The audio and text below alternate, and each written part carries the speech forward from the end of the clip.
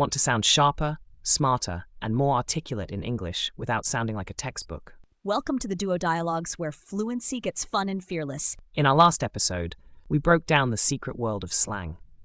Today, we'll level up with high-impact vocabulary from books, talks, and media. Let's upgrade your word game. Let's begin. Ever feel like you want to sound, I don't know, sharper in English? Yeah. Articulate, find just the right word. Well, we dove into some material with this really fascinating idea. What if the secret isn't just memorizing lists? Right. What if it's actually hidden in the books, the shows, maybe the podcasts you already enjoy? Exactly, and that's what this source material we looked at is all about. It's basically like a detailed outline, maybe notes for a guide. Okay. And it's focused specifically on building that advanced vocabulary, but drawing it from literature, from media. It really presents a whole different angle on learning words. So our mission today is to really, unpack this. Let's dig into the methods, the examples it proposes. See what's useful. Yeah, see what really valuable takeaways there are for you to actually boost your vocabulary in a way that works. And it feels relevant, too, because, for you, navigating all this information efficiently is crucial. And this approach isn't just about grabbing more words. It's about understanding them, using them naturally. Right, maybe avoiding that feeling of being totally overwhelmed by endless lists. Precisely. Okay, so kicking things off. Yeah. What's the core reason this material suggests learning from books and media is, well, so effective? Well, one of the biggest things that jumps out is context. It's absolutely central. Context, okay. Yeah, like when you find a word inside a sentence or part of a story or, even in a conversation, in a movie. It just sticks differently. It sticks differently than just a definition on a page, absolutely. You see it in its, natural habitat. You see how it behaves. Exactly. Yeah. And another key point the material brings up is the emotional side of words. Emotional? How so? Well, think about it. Media shows you words used in situations with real feeling, right? Drama, passion in a speech. Like in a TED Talk or something. Yeah. And hearing or seeing that helps you grasp the nuance, the tone, the actual impact it has. It's more than just knowing what it means. You sort of feel the weight of the word. You feel the weight. That's a good way to put it. And the material suggests this makes learning stickier and way more relevant for your communication. Because you're learning them where they're used best. Right where they live. Okay, that makes sense. So how does the material show this in action? It uses literature examples, right? Yeah. What did you find there? Yeah, it gives a couple of really good ones from books many people know. First, it points to The Alchemist. Oh, yeah, great book. That line, when you want something, all the universe conspires in helping you to achieve it.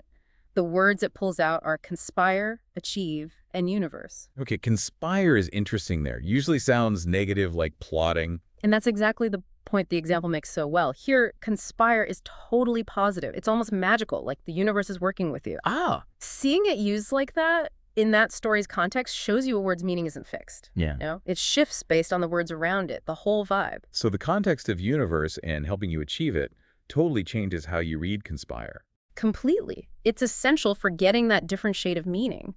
The story defines the word's feel in that moment. That feels like a really key insight. The story itself is shaping the word. It absolutely is. Another example the source uses is from Harry Potter. Okay. It is our choices that show what we truly are far more than our abilities. And here, the focus words are choices, truly, and abilities. That's a powerful quote. It is.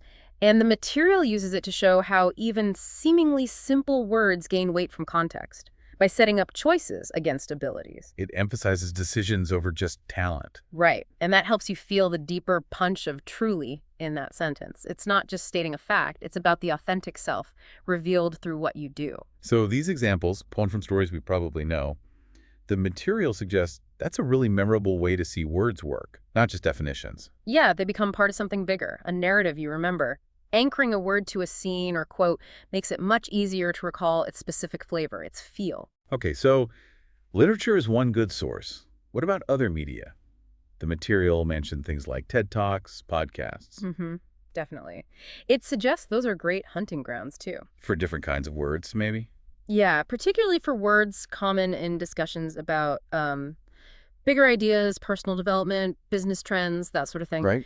The material actually lists some power words often found there. Words like Resilience, innovation, empower, Oh yeah, I hear those all the time. Transform, authentic. navigate, impactful. Exactly, those kinds of words. They definitely pop up a lot in talks or interviews you might listen to. For sure. And, the material doesn't always give specific quotes for these, but the point is, Just hearing them used. yeah, just hearing experts or storytellers use them again and again in slightly different but related ways builds your intuitive feel for how they're generally used. You start seeing the patterns. So these are words you might run into related to your own interests, and the source basically says, just pay attention when you hear them used naturally. Exactly. Notice them in their habitat. Okay, this brings up a practical point, though. Finding words is one thing, but how do we actually, make them stick and actually use them? Ah, the active part. Yeah. Does the material we looked at have ideas for that? It does. It shifts from just taking words in to actively using them. Okay, what does it suggest? Well, we found a few practical techniques outlined. One is trying to use new words when you're journaling. Another idea is deliberately building little stories around the new words. Oh, interesting. A third is making visual things like mind maps to connect a new word to concepts you already know, or synonyms. Visual aids. Yeah.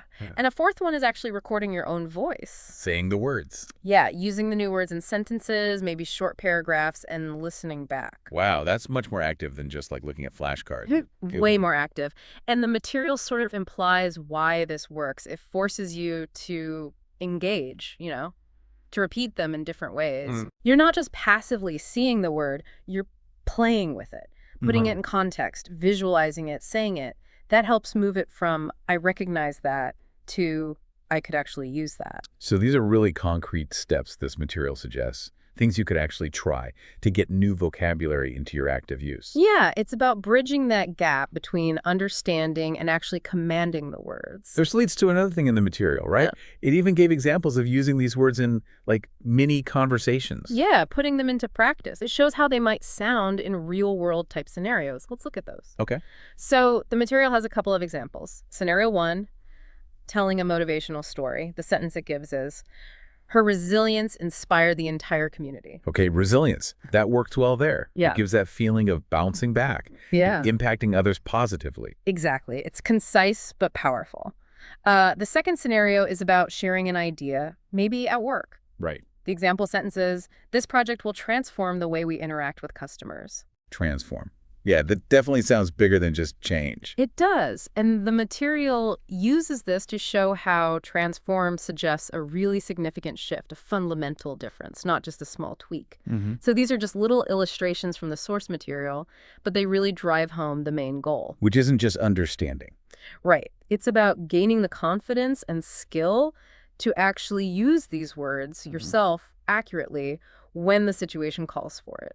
Okay, so if we pull all this together, this deep dive into the material, it paints a pretty clear picture, doesn't it? I think so. Ultimately, the core idea we pulled out is that building that really strong advanced vocabulary isn't just about lists.